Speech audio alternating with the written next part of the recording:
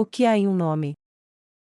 Ain saiu de seu quarto na manhã seguinte, e encontrou a serva parada ali como se tivesse medo de entrar. Há quanto tempo você está aí fora? Ain perguntou curiosamente. Há muito tempo, senhor. A empregada disse com os olhos baixos. Seu olhar se ergueu. Por favor, não. Não diga ao imperador que eu não entrei antes de você sair. Por favor, não. Eu só estava com medo. Farei de tudo para compensar o erro de não recepcioná-lo bem pela manhã. Belos olhos. Ains disse para si mesmo enquanto a olhava, ela tinha o doce tipo de olhos de corça que ele lembrava de Tsuari, e Nínia, um ser impotente, mas gentil, essa era a impressão dele. Eram da mesma cor que os de sua mãe. Ela também o lembrava daquele olhar em sua mãe, de quando o dono da loja a atingiu no rosto por causa da comida que o jovem Suzuki havia pegado. A mulher parecia prestes a desmaiar, ele estava parado ali por muito tempo enquanto estava perdido em pensamentos. Para ela, parecia que ele deveria estar brincando com ela, ou a atormentando. Ele tentou fazer sua pose mais nobre ao estender a mão para ela, e tocá-la no ombro com sua mão esquelética. Não tenha medo, não vou mencionar isso ao imperador se você não o fizer. Vou tratar o seu medo como um elogio ao meu poder, e espero que nele seja construído um respeito pela minha misericórdia. Ele disse. Ela praticamente chorou. Obrigada, senhor, eu prometo, da próxima vez. Não vou ficar do lado de fora como uma idiota. Vou me oferecer para cuidar de você amanhã para que eu possa reparar esta falha de hoje, se você ainda estiver aqui então. Ela disse, com gratidão genuína em sua voz. Ains não respondeu a isso, ele simplesmente a instruiu para que Leinas o encontrasse na sala do trono, e então ele caminhou pelo corredor enquanto contemplava o seu encontro com a empregada. Ele não tinha ideia de por que ela estava tão apavorada com o fato de o imperador ser informado de que ela estava fora de seus aposentos, mas conforme ele pensava mais, e mais, as ideias começaram a se formar.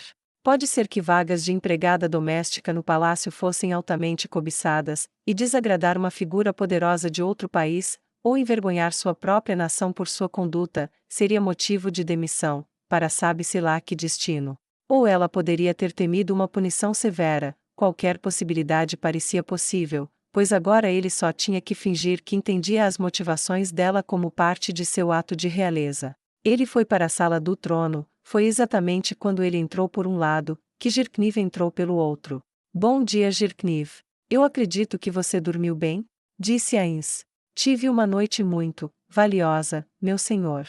Jirkniv disse com uma reverência. Fico muito feliz em saber disso, aliás amanhã se possível, gostaria de fazer uma festa, pretendo partir daqui amanhã depois de terminar nossas últimas visitas, e acho adequado reviver uma espécie de tradição de milhares de anos atrás. Ains disse, interpretando seu papel de antigo morto-vivo. Jirkniv levantou uma sobrancelha, a intriga estava em seus olhos quando ele perguntou. Por favor, você poderia me contar mais? Claro. Ains respondeu.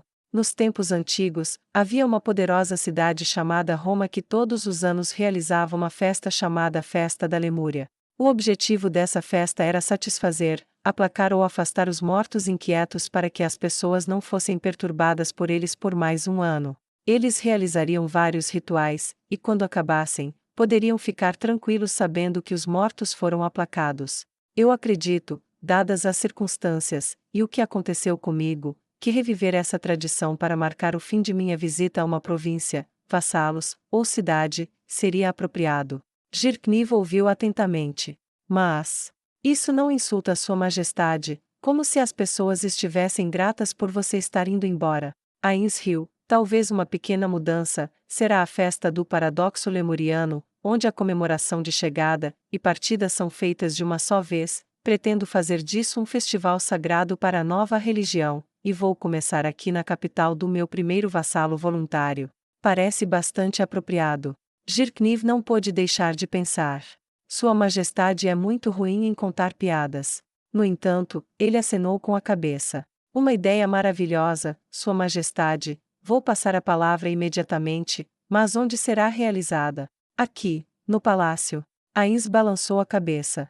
Não, que seja feito nas ruas da capital. Vou fornecer a comida de Nazarico usando um feitiço de portal, e vou aumentar seus chefes com alguns dos meus, e anunciarei que espero que todos os nobres contribuam para a fartura pública. Será um bom momento para procurar mesquinhos, aqueles que economizam no que fornecem ao público, ou pensam menos em seus editais, ou menos nas pessoas a quem atendem, ou estão sofrendo falta, e podem precisar de alívio. Zhirkniv piscou.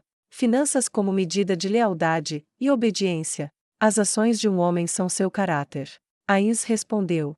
Olhe como ele responde às suas ordens, e você saberá sua lealdade, veja como ele trata as pessoas, e você saberá como ele vê as pessoas. Sempre há mais para aprender. Zhirkniv disse suavemente. Isso será feito, meu senhor. Agora, onde você gostaria de ir primeiro?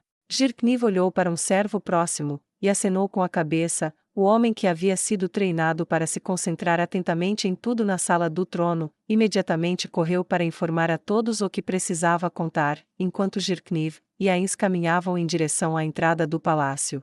Vamos ver o Conde Ivas, eu gostaria de ver sua escola agora, então, quando voltarmos, gostaria de ver o resto dos nobres da capital, e seu comando militar em uma reunião do conselho.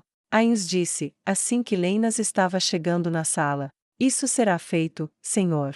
Zhirkniv disse, e olhou para outro servo, e como o colega, estava tomando notas copiosas do que estava acontecendo, e então ele saiu correndo da sala para garantir que a tarefa de preparação fosse concluída adequadamente, avisos aos nobres que seriam necessários, aviso ao comando militar, etc.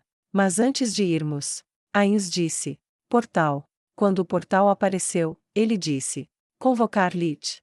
Quando o Lit apareceu, ele disse: vá para Nazarick, faça-os trazer carrinhos e vagões de comida de nossos produtos para os portões do Palácio Arvintar, eles são autorizados a transportar magia, também peça a alguns de nossos chefes para ajudar os humanos, e traga livros de culinária, deixe esta cidade provar coisas que nunca imaginou antes. Ele disse, e o Lit passou pelo portal. Agora, você está pronto para ir?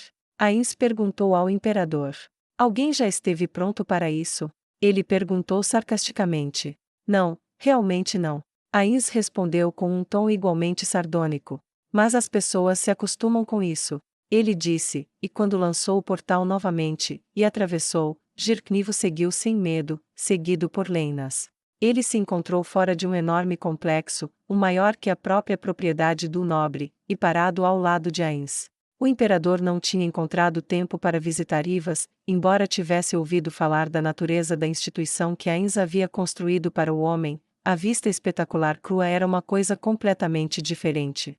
Havia um grande terreno plano, e pedras ajustadas, não simples paralelepípedos, levando a um grande portão ornamentado que parecia ser de prata. As paredes conectadas ao portão pareciam ser de grandes blocos sólidos enterrados até o meio do caminho, mas o que realmente era uma maravilha eram os murais.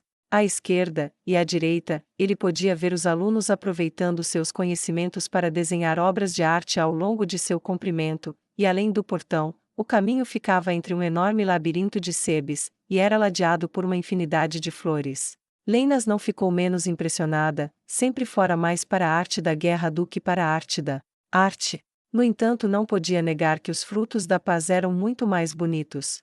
Ela lutou, mas não conseguiu manter a sua face passiva enquanto ela absorvia a visão do que parecia um paraíso diante de seus olhos. Ain se inclinou para ela, e sussurrou: tudo bem se você gostar, se você não gostou, eu acho que meu trabalho foi um fracasso. Ele disse, e retomou sua postura real. Leinas permitiu que a expressão preenchesse seu rosto, e simplesmente absorvesse os pequenos detalhes que inundavam sua visão. Aquele primeiro olhar por si só teria sido de cair o queixo, mas como Zhirkniv continuou a olhar para o edifício, mesmo à distância, havia claramente figuras esculpidas no próprio edifício, a maior das quais estava no lado esquerdo do edifício. Lá estava um homem gigante esculpido em mármore, pernas abertas de modo que cada pé estava na frente, e atrás do prédio, ele ficou alto, e ergueu os braços, parando nas mãos que estavam niveladas com o telhado. O que é aquilo? Ele perguntou a Ains. Aquela estátua contra a qual o prédio foi construído? Ains perguntou. Sim, ele disse suavemente. Essa é uma representação de Atlas, uma figura mítica que recebeu dos deuses a tarefa de sustentar o céu sobre o. Incrível, disse Zhirkniv. Ains silenciosamente agradeceu sua estatística de sorte pela interrupção de Zhirkniv, já que ele quase disse terra em vez de o mundo. Enquanto falavam, chamaram a atenção daqueles que antes estavam de costas para a dupla, e quando os alunos viram quem era, ajoelharam-se onde estavam. Levante-se, levante-se. Ains disse. Viemos ver o Conde Ivas, e visitar a escola. Permita-me, eu os levarei até ele imediatamente, senhores. Um estudante jovem, magro, de cabelos escuros, e pele pálida disse ansiosamente. Ains gesticulou para frente, e o aluno começou a liderar o caminho. Jirkniv estava olhando para tudo com um profundo sentimento de inveja, e Ains deduziu que o Império veria uma revolução na arquitetura ao mesmo tempo em que via uma revolução na arte. Quando chegaram ao prédio principal, a complexidade do trabalho era ainda mais óbvia, estátuas brancas em colunas enfileiradas no caminho, uma fora de cada janela. Por que estão lá? Jirkniv perguntou curiosamente. Para quê? Se algum aluno se distrair, o olhar para fora recairá sobre algo que os lembre porque eles estão aqui. O aluno disse educadamente. Os degraus eram feitos de pedra-sabão lisa multicolorida, e as portas de ébano profundo eram maciças, mas o aluno as abriu com facilidade, e os dois governantes, e Leinas o seguiram. Ains teve que admitir, havia talento aqui. Os alunos pararam para olhar antes de cair de joelhos, mas não eram os únicos olhando. Ains e Jirkniv estavam olhando para trás, examinando o trabalho dos alunos que estava sendo exibido. Eles fazem um bom trabalho, não é? Ains perguntou. Eles realmente fazem. Espero que eles vivam de acordo com o potencial que mostram hoje. Jirkniv disse, cada um falando alto o suficiente para os alunos ouvirem. Foram elogios que eles nunca esqueceram. O aluno que os conduzia os levou por um lance de escada sinuoso, e desceu até a ala esquerda da escola, até que parou em uma porta indefinida que se destacava das outras apenas por ter uma única gema sólida embutida no centro de sua forma de madeira. Aqui, senhores. Disse o aluno. Obrigado. Ains disse, e Jirkniv assentiu, e o aluno, sentindo a dispensa, partiu para retornar ao seu trabalho. Ivas estava em sua mesa, e ele estava olhando para um conjunto de documentos, e um conjunto de designs de joias ornamentadas. Ele estava tão absorto em seu trabalho, que somente quando a porta se fechou que ele olhou em estado de choque. Quando ele viu quem era, ele correu o mais rápido que pôde. Leinas tentou detê-lo, mas Ains levantou uma mão esquelética para detê-la, e o homem se ajoelhou aos pés de seus benfeitores com lágrimas nos olhos. Meus senhores, estou tão feliz em vê-los novamente para poder expressar minha gratidão, é tudo o que sonhei.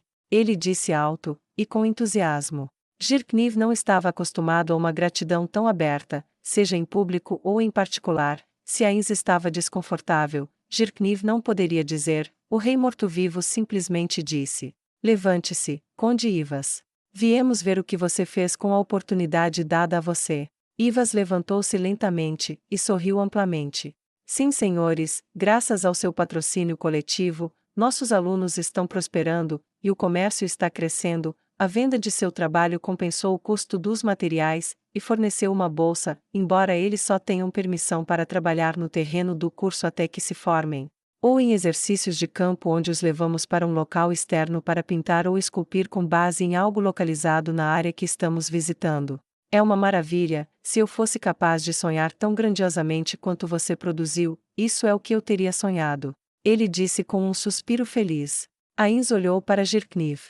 Se você não tem objeções a um convidado adicional, eu gostaria que ele viesse conosco para Carne para ver a arena, afinal, será o primeiro grande projeto de seus alunos. Ivas parecia confuso. Há uma arena em Carne. Onde fica Carne? Ains riu. Você pode muito bem ser uma das últimas pessoas no mundo a fazer essa pergunta. E em resposta à sua pergunta anterior, ainda não há, mas haverá em breve. Jirkniv vários anos atrás teria achado isso frustrante ao extremo, mas Jirkniv agora considerou uma boa ideia, um testamento, e um sistema de crédito para o Império. Meu senhor, definitivamente não tenho objeções, seria um prazer ter nosso ministro das Artes Nacionais examinando seu projeto para a contribuição do Império. Você já tem um ministro das Artes Nacionais?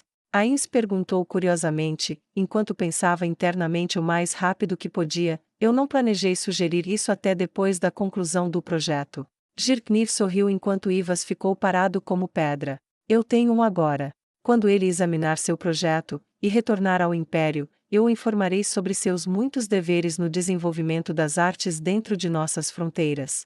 Seria uma honra. Ivas disse com uma voz de admiração silenciosa. Me faltam palavras para expressar o grau de gratidão que cresce dentro de mim.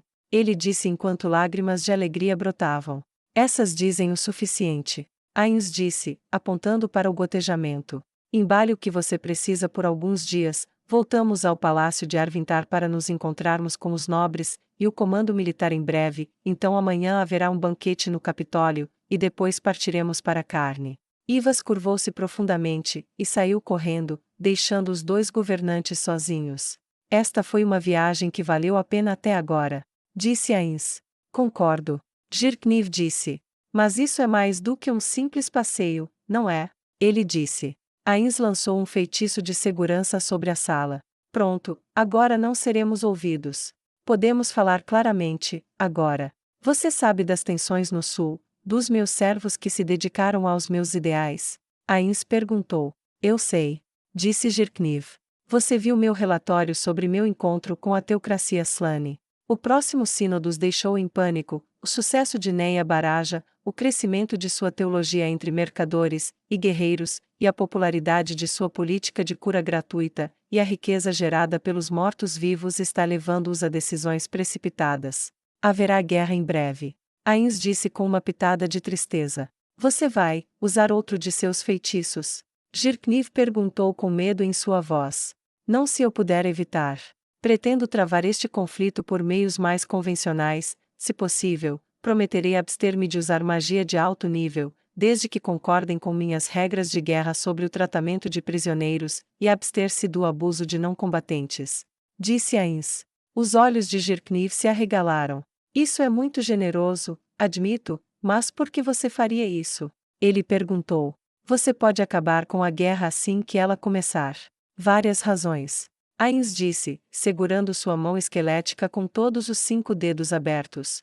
Primeiro, eles simplesmente se adaptarão ao combate discreto com pequenos números para minimizar o número de alvos. Tais métodos de combate prolongam as coisas por muito mais tempo, e eu preferiria que isso fosse decisivo.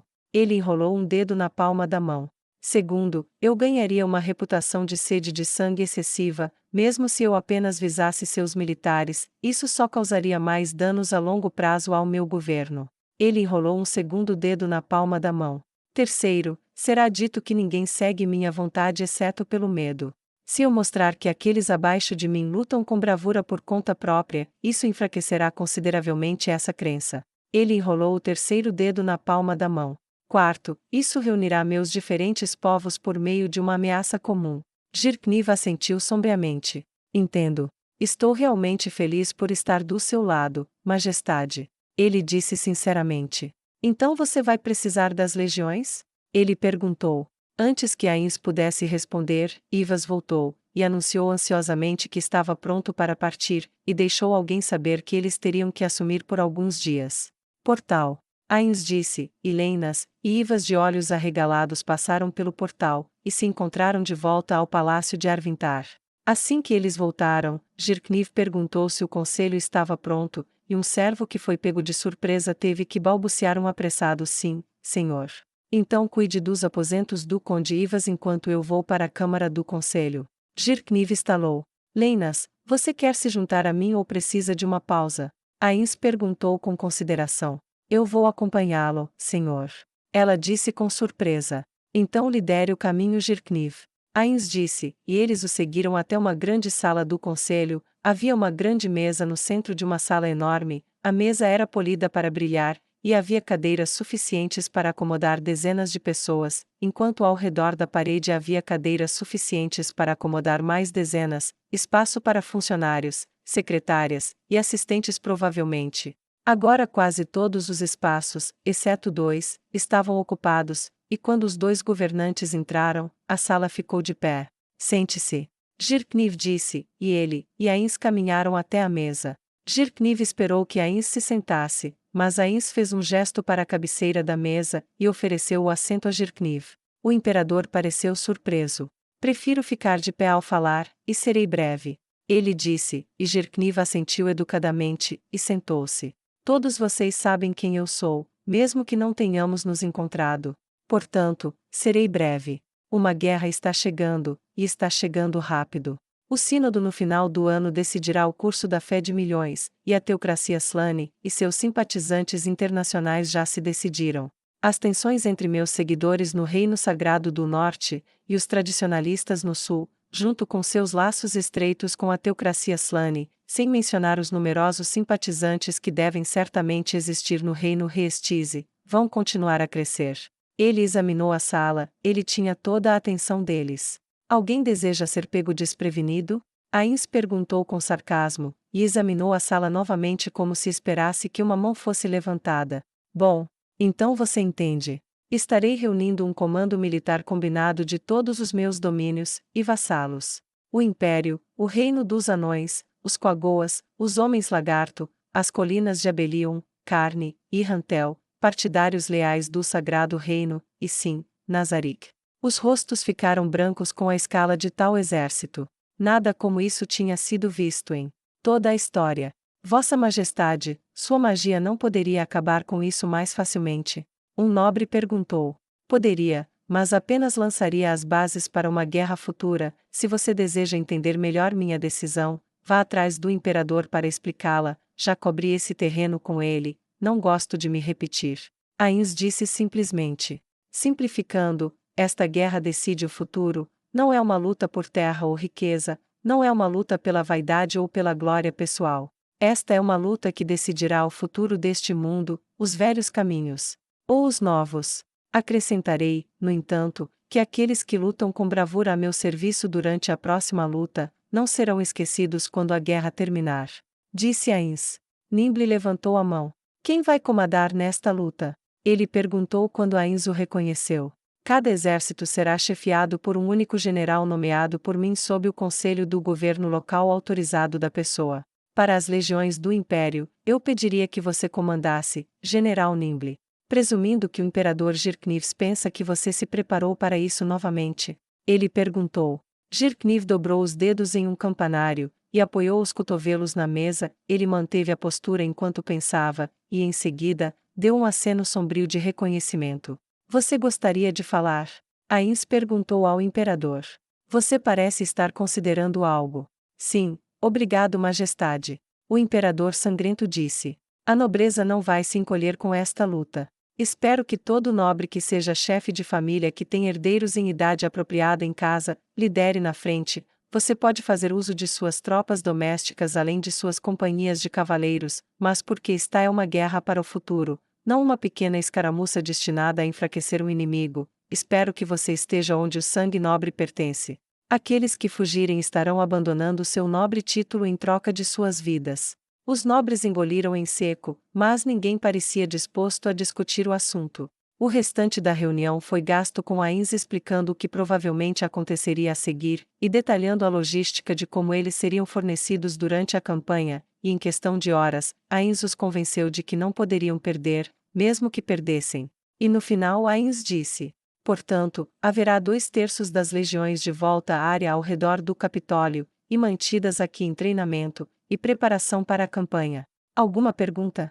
Não havia nenhuma, e tanto Ains quanto Lena saíram, junto com os poucos que não tinham perguntas para o próprio imperador, que explicou o raciocínio por trás da escolha de Ains de limitar seu uso de magia. Ains, no entanto, foi direto para seu quarto para relaxar, e dispensou Lenas para descansar um pouco. Este dia tinha sido longo por si só, e quando ele voltou para seu quarto, encontrou a empregada nervosa de antes preparando sua cama. Ela se curvou profundamente para ele, e Ains deu a ela um pequeno aceno enquanto ele passava por ela. Preguiçosamente, ele se virou para ela, e disse: a notícia do banquete de amanhã se espalhou? Ela assentiu.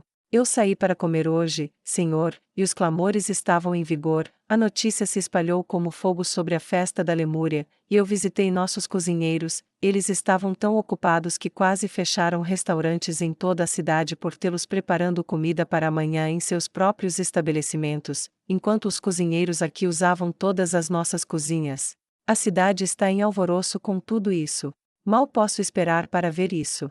Ela disse com um sorriso no rosto que era quente o suficiente para derreter um sorvete. Bom, Ains disse. Vou aproveitar minha tranquilidade e privacidade, e fazer algumas leituras. E estar pronto pela manhã para um dia muito agradável. Ele se sentou, e puxou um pergaminho, e começou a ler o relatório detalhado nele. Como Vossa Majestade desejar. Ela disse, curvou-se, e saiu da sala. Quando amanheceu, Ains garantiu que estava pronto para ir antes que a empregada chegasse, grato por sua natureza morta-viva, e a falta de qualquer necessidade real de dormir, ele empilhou um conjunto de documentos em um lado da mesa, e tirou um de cima, e começou a lê-lo.